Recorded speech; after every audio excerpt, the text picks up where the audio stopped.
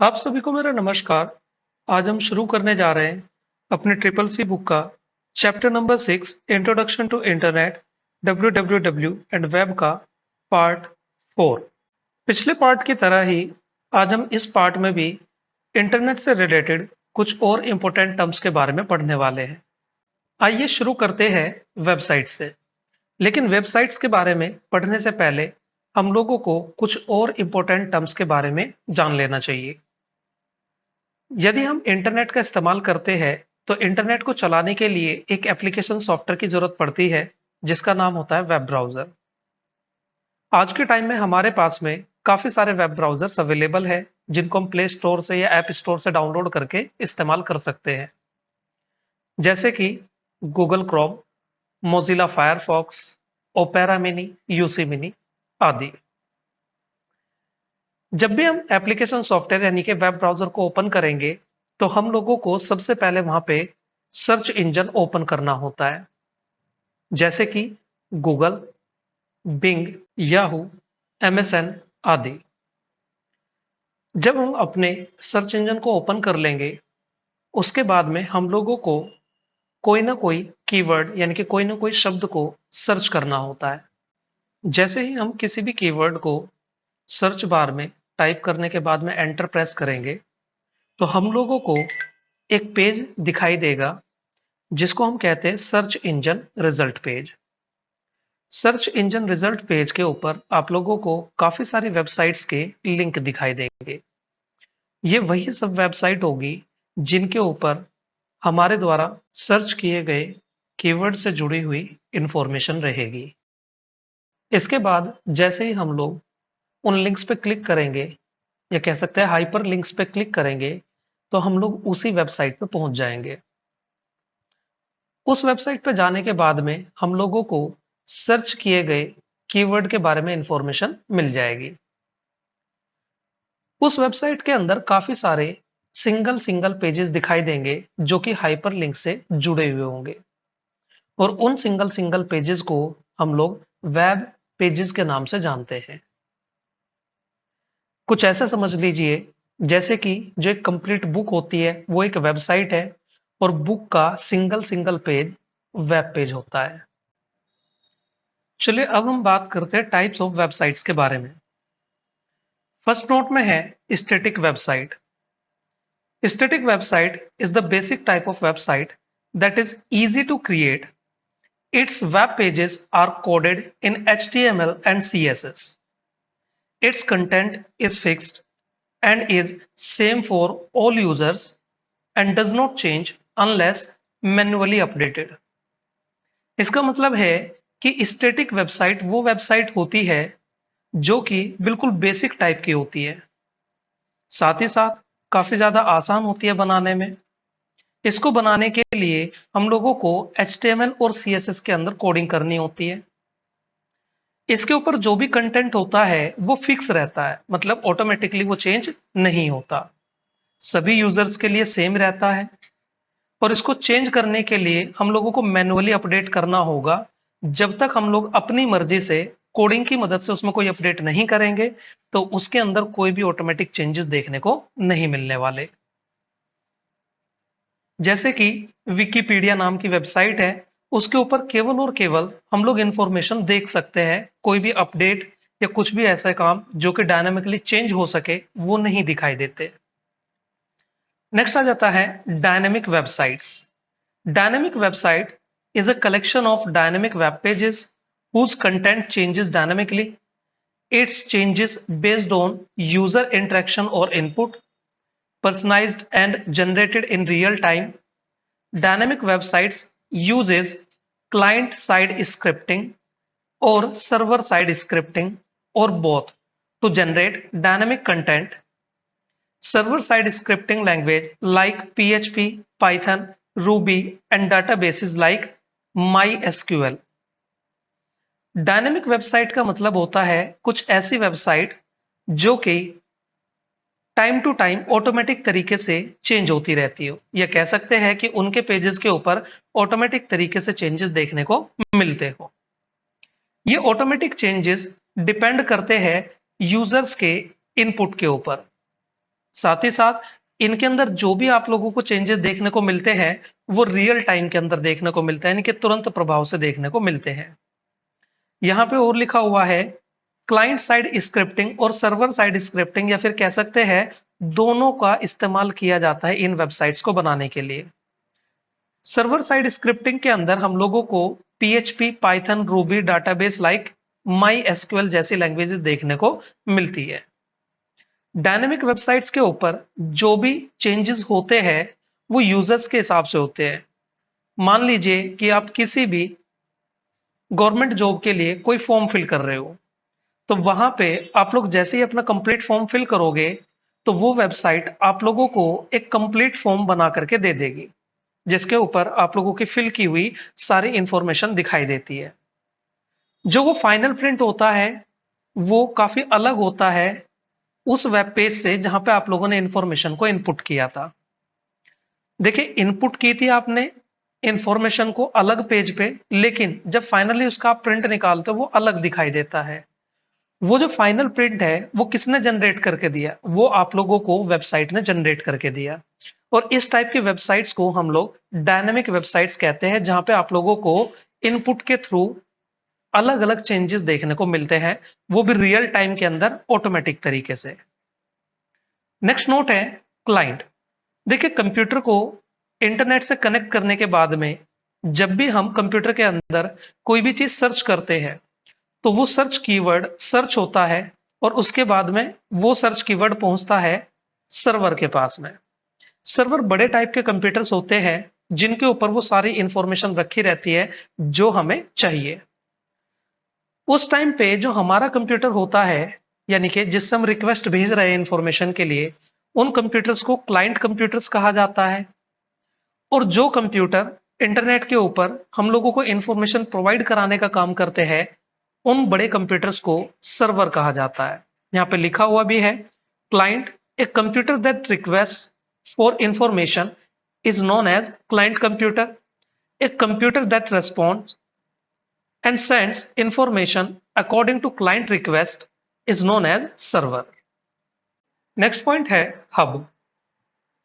Hub is a networking device which is used to transmit the signal to each port except one port to respond from which the signal was received.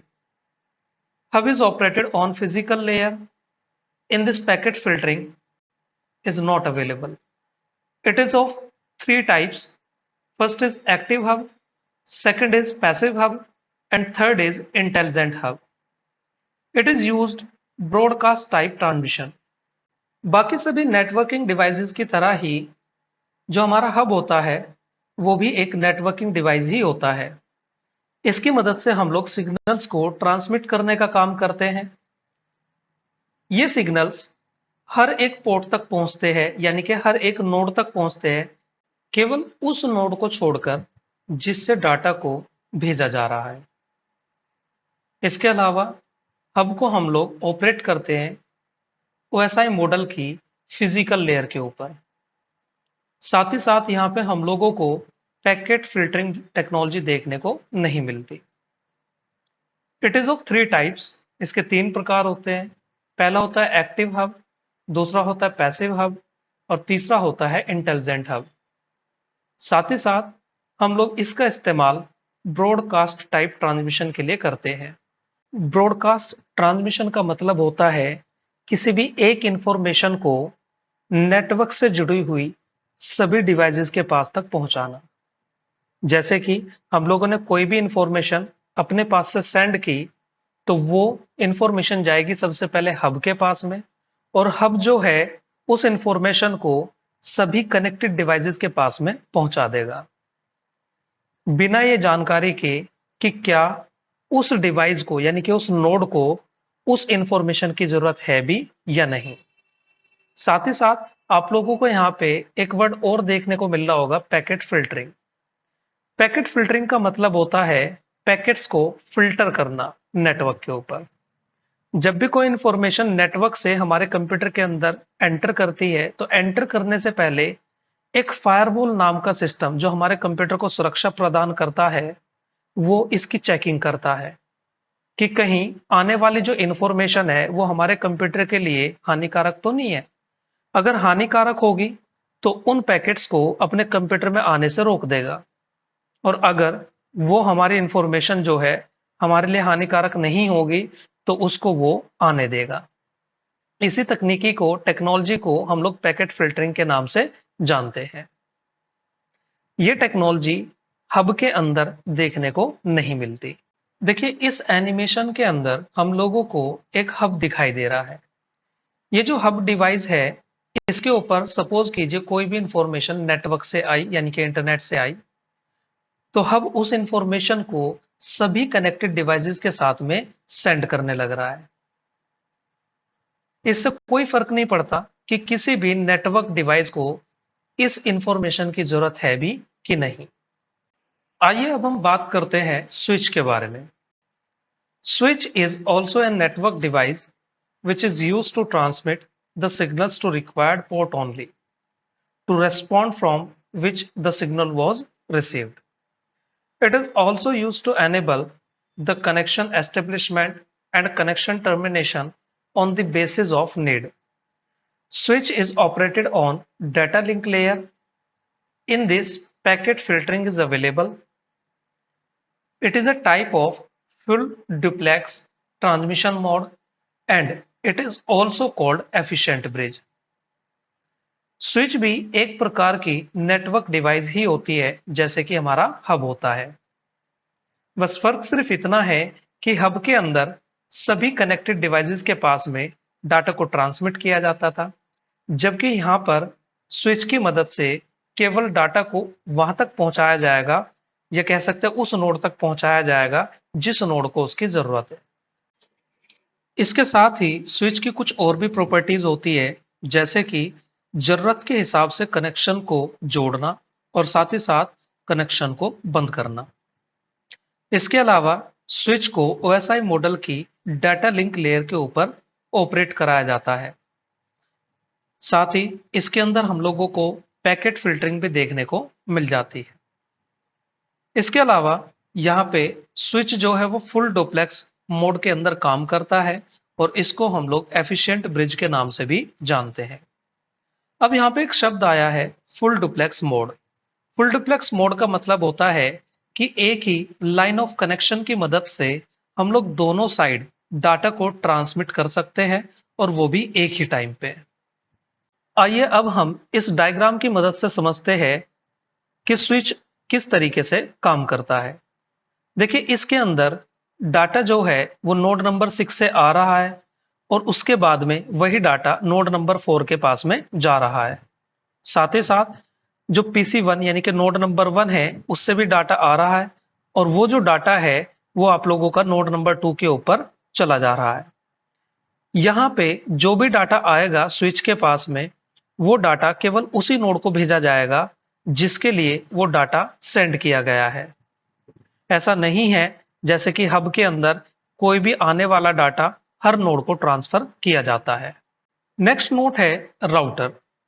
It is a device that connects to और more networks and it runs on network layer. इसका मतलब कि जो router होता है वो दो या दो से ज्यादा नेटवर्क्स को एक दूसरे के साथ में जोड़ने का काम करता है, और साथ ही साथ राउटर जो है वो नेटवर्क लेयर के ऊपर काम करता है। It decides routes for transmission. It means data के ट्रांसमिशन से पहले डाटा को कौन से रूट से होकर के जाना है, इसको भी डिसाइड करने का काम राउटर का ही होता है। नेक्स्ट नोट है repeater. A repeater is an electronic device in a communication channel that increases the power of signal and retransmits it, allowing it to travel further। इसका मतलब है कि रिपीटर जो होता है वो भी एक इलेक्ट्रॉनिक डिवाइस ही होती है कम्युनिकेशन चैनल के अंदर, और ये सिग्नल्स को पावर देने का यानी कि रीजनरेट करने का काम करती है। मतलब कि मान लीजिए कि अगर किसी भी डाटा सिग्नल को काफी लंबे डिस्टेंस पर ट्रेवल करना है, तो उस टाइम पे जो सिग्नल्स होते हैं उनकी स्ट्रेंथ यानी कि पावर जो है वो वीक पड़ जाती है। उस टाइम पे उनको रीजनरेट करने के लिए रिपीटर का इस्तेमाल किया जाता है ताकि उनको इतनी पावर मिल सके कि वो अपने डेस्टिनेशन पॉइंट तक पहुंच सके। इसके अलावा यहाँ पे इनको पावर देने के बाद में जो रिपीटर होता है उनके डिसाइडेड रूट के ऊपर सिग्नल्स को वापस ट्रेवल करने के लिए भेज देता है। आइए अब हम बात करते हैं मोडेम के बारे में। मोडेम का पूरा नाम होता है मॉड्यूलेटर एंड डीमॉड्यूलेटर। मोडेम भी एक नेटवर्क डिवाइस ही होती है जिसका काम होता है सिग्नल्स को कन्वर्ट करने का। देखिए, जब भी कोई सिग्नल एयर के थ्रू ट्रेवल करके आ रहा है उन सिग्नल्स को एनालॉग सिग्नल्स कहा जाता है, और जो सिग्नल हमारे कंप्यूटर के अंदर होते हैं उन सिग्नल्स को हम लोग डिजिटल सिग्नल्स कहते हैं। जो मोडेम होता है वो दो काम करता है। पहला होता है मॉड्यूलेशन और दूसरा होता है डीमॉड्यूलेशन। मॉड्यूलेशन प्रोसेस के अंदर जो हमारे डिजिटल सिग्नल्स होंगे, यानी कि कंप्यूटर के अंदर डिजिटल सिग्नल्स होंगे, उनको एनालॉग सिग्नल्स में कन्वर्ट करके एयर के अंदर ट्रेवल होने के लिए भेज दिया जाता है। साथ ही साथ डीमॉड्यूलेशन के अंदर एयर से ट्रेवल होते हुए आने वाले सिग्नल्स को, यानी कि एनालॉग सिग्नल्स को डिजिटल सिग्नल्स में कन्वर्ट किया जाता है। नेक्स्ट पॉइंट है downloading. Downloading means copying file from internet to our computer, यानी कि इंटरनेट पर रखी हुई फाइल को अपने कंप्यूटर पर कॉपी करना, इस चीज को डाउनलोडिंग कहा जाता है। साथ ही साथ uploading. Uploading means copying file from our local computer to internet, यानी कि जो भी फाइल हमारे लोकल कंप्यूटर के ऊपर है उसको इंटरनेट के ऊपर कॉपी करना अपलोडिंग कहा जाता है। नेक्स्ट पॉइंट है crawling. The process in which a web crawler और web spider computer program is used to search and automatically index website content and other information over the internet. These programs or bots are most commonly used to create entries for a search engine index. Crawling जो होता है वो एक process होता है जिसके अंदर web crawler या वेब स्पाइडर नाम का कंप्यूटर प्रोग्राम इंटरनेट के ऊपर हमारे दिए गए कीवर्ड को या वेबसाइट के नाम को सर्च करता है, और उसके बाद में जितनी भी वेबसाइट सर्च होने के बाद में आती है उन सभी को इंडेक्स करने का काम करता है। जब भी हम किसी कीवर्ड या किसी वेबसाइट के नाम को इंटरनेट पर सर्च करते हैं तो जो हमारा वेब क्रोलर और वेब स्पाइडर होता है हमारे लिए बहुत सारी वेबसाइट्स की लिस्ट निकालता है। अब उन वेबसाइट की लिस्ट में से किसको सबसे पहले रखना है और किस वेबसाइट को सबसे लास्ट में रखना है, इसी चीज को हम लोग इंडेक्सिंग के नाम से जानते हैं। और ये जो इंडेक्सिंग होती है ये भी वेब क्रोलर या स्पाइडर ही करते हैं। इनको हम लोग बोट्स के नाम से भी जानते हैं क्योंकि ये कंप्यूटर प्रोग्राम ऑटोमेटिक तरीके से काम करते हैं। ये सारा काम सर्च इंजन के लिए किया जाता है ताकि सर्च इंजन अच्छे से इंफॉर्मेशन प्रोवाइड करा सके। आइए अब हम बात करते हैं पॉपुलर वेब ब्राउजर्स के बारे में। देखिए, इस दुनिया का सबसे पहला वेब ब्राउजर का नाम था वर्ल्ड वाइड वेब। आप सोच रहे होंगे कि वर्ल्ड वाइड वेब तो इंटरनेट की एक सर्विस है, लेकिन टिम बर्नर्स ली ने वर्ल्ड वाइड वेब एक ब्राउजर भी बनाया था जो कि इस दुनिया का फर्स्ट वेब ब्राउजर रहा। इसके बाद मोजिक नाम का एक और वेब ब्राउजर आया जो कि पहला पॉपुलर ग्राफिकल यूजर इंटरफेस वाला वेब ब्राउजर बना, जिसके अंदर इंफॉर्मेशन को केवल टेक्सचुअल फॉर्म की जगह ग्राफिक्स की फॉर्म में भी रिप्रेजेंट कराया जाने लगा। थर्ड नंबर है नेटस्केप नेविगेटर। ये भी एक ग्राफिकल वेब ब्राउजर रहा जो कि कॉमर्शियली काफी सक्सेसफुल रहा। इसको 1994 में रिलीज किया गया था नेटस्केप कम्युनिकेशन कॉरपोरेशन के थ्रू। नेक्स्ट आ जाता है मोजिला फायरफॉक्स। ये भी एक ब्राउजर है जिसका इस्तेमाल आज के टाइम में काफी बड़े पैमाने पर किया जा रहा है। इसी के साथ साथ Google Chrome, Microsoft internet explorer, Microsoft Edge, Apple safari जो कि केवल आईफोन्स के अंदर या फिर एप्पल के प्रोडक्ट के अंदर ही देखने को मिलता है, और साथ ही साथ ओपेरा और डक डक गो जैसे काफी सारे वेब ब्राउजर आज के टाइम में हम लोगों को देखने को मिलते हैं। माइक्रोसॉफ्ट एज नाम का जो वेब ब्राउजर है, ये विंडोज 10 के साथ में लॉन्च किया गया था। नेक्स्ट पॉइंट है सम पॉपुलर सर्च इंजन्स। देखिए, आज के टाइम में जब भी हम इंटरनेट को यूज करते हैं तो हम किसी ना किसी सर्च इंजन का इस्तेमाल जरूर करते हैं इंफॉर्मेशन को सर्च करने के लिए। जैसे कि ज्यादातर लोग गूगल का इस्तेमाल करते हैं, लेकिन इसके साथ साथ हमारे पास और भी कई सारे सर्च इंजन के ऑप्शंस होते हैं, जैसे कि बिंग। बिंग जो है वो माइक्रोसॉफ्ट कंपनी का सर्च इंजन है। इसके अलावा याहू, एमएसएन, डक गो, एओएल, आस्क डॉट कॉम जैसे भी सर्च इंजन मौजूद है। इसी के साथ साथ जो यूट्यूब होता है वो भी एक सर्च इंजन होता है, जहां पे हम लोग अपनी इंफॉर्मेशन के लिए किसी भी कीवर्ड को सर्च करते हैं तो उसका रिजल्ट हम लोगों को वीडियो की फॉर्मेट में मिलता है। आइए अब हम बात करते हैं वेब ब्राउजर्स की इंपॉर्टेंट शॉर्टकट्स के बारे में। फर्स्ट है alt plus home. Alt plus home की मदद से हम लोग अपने वेब ब्राउजर के होम पेज पर आ सकते हैं। F11 का यूज करके हम लोग अपने ब्राउजर को फुल स्क्रीन मोड में और साथ ही साथ उसको नॉर्मल मोड में भी कन्वर्ट कर सकते हैं। Next is home button. Home button की मदद से हम लोग वेबसाइट के करंट पेज के टॉप पर जा सकते हैं और एंड बटन की मदद से बॉटम में जा सकते हैं। किसी भी वर्ड को फाइंड करने के लिए हम लोग कंट्रोल F का इस्तेमाल करते हैं और कंट्रोल H की मदद से हम लोग ब्राउजिंग हिस्ट्री को ओपन कर सकते हैं। कंट्रोल J की मदद से हम लोग यहाँ पे डाउनलोड फोल्डर को ओपन कर सकते हैं। कंट्रोल P से प्रिंट और कंट्रोल U से हम लोग वेबसाइट का या कह सकते हैं वेब पेज का सोर्स कोड भी देख सकते हैं। सोर्स कोड के अंदर हम लोगों को HTML की कोडिंग देखने को मिल जाती है कि किस तरीके से HTML को कोड करके हमने वो वेब पेज या कह सकते हैं वो वेब पेज बना हुआ है। कंट्रोल N से न्यू टैब ओपन होती है। कंट्रोल के साथ में F4 से क्लोज हो जाती है करंट टैब।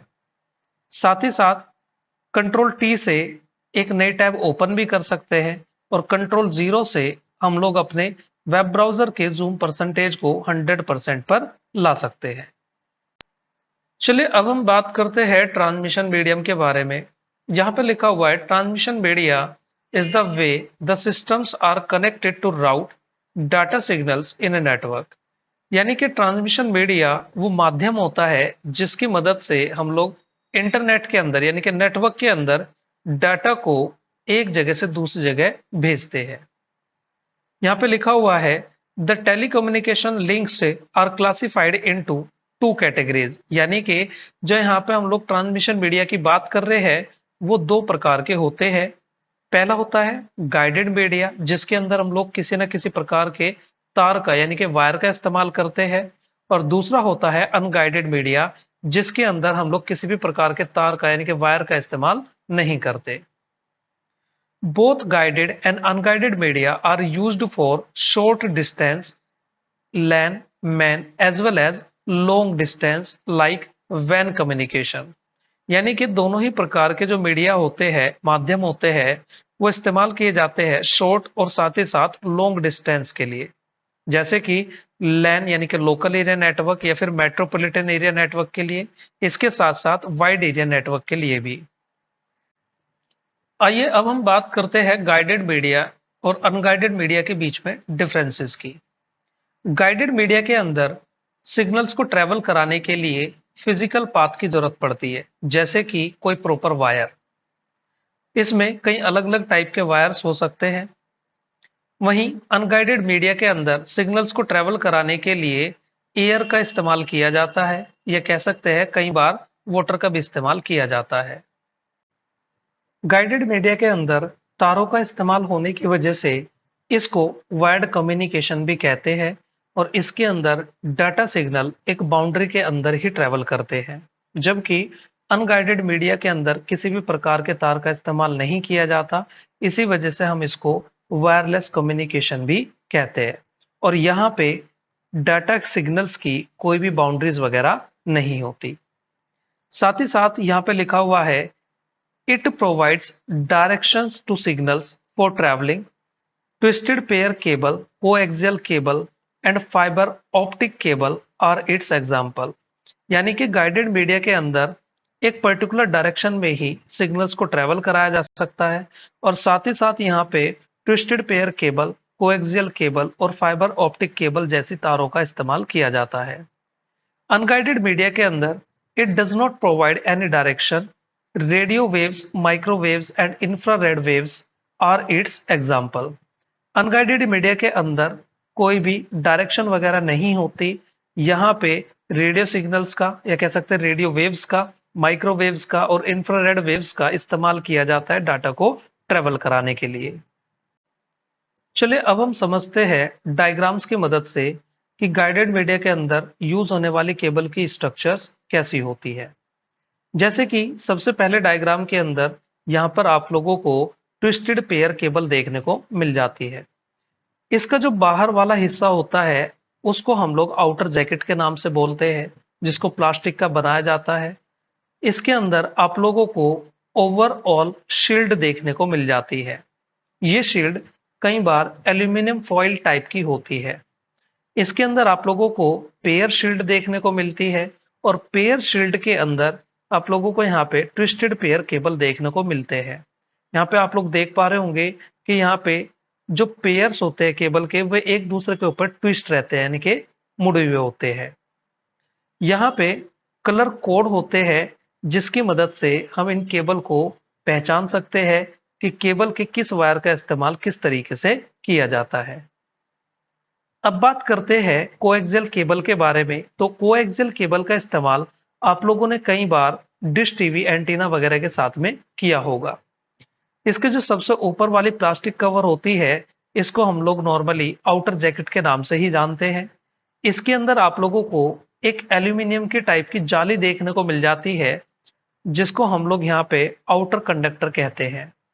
उसके अंदर एक इंसुलेटिंग मटेरियल होता है लाइक प्लास्टिक वगैरह, और इसके बाद में हम लोगों को एक कॉपर का सिंगल वायर देखने को मिलता है जिसको हम लोग कॉपर कोर के नाम से जानते हैं। अब बात करते हैं सबसे फेमस और सबसे ज्यादा यूजफुल टेक्नोलॉजी के बारे में जिसका नाम है ऑप्टिकल फाइबर केबल, या कई बार इसको फाइबर ऑप्टिक्स के नाम से भी जाना जाता है। इसके अंदर हम लोगों को सबसे ऊपर की तरफ आउटर जैकेट ही देखने को मिलती है। देन उसके बाद में इसके अंदर स्ट्रेंथ मेंबर देखने को मिलता है। देन उसके बाद में आ जाता है यहाँ पे बफर जैकेट। फिर उसके बाद में सिलिकॉन कोटिंग देखने को मिलती है। इसके अंदर क्लैडिंग जो कि सिलिका की बनी होती है, और सबसे अंदर हम लोगों को कोर देखने को मिलता है जो कि सिलिका का ही बना होता है।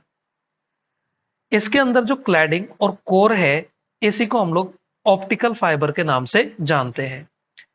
इस ऑप्टिकल फाइबर केबल के अंदर जो सिग्नल्स होते हैं वो लाइट की फॉर्मेट में ट्रेवल होते हैं, यानी कि इसके अंदर लाइट जो है वो ट्रेवल करती है। हम सबसे पहले किसी भी डिजिटल सिग्नल्स को लाइट सिग्नल में कन्वर्ट करते हैं और इसके अंदर फिर उसको ट्रेवल कराते हैं। इसके अंदर एक मैकेनिज्म या कह सकते हैं इसकी एक प्रॉपर्टी यूज की जाती है जिसका नाम होता है total internal reflection. Total internal reflection को हम लोग इन शॉर्ट TIR के नाम से भी जानते हैं। आज के लेक्चर में इतना ही। Thank you.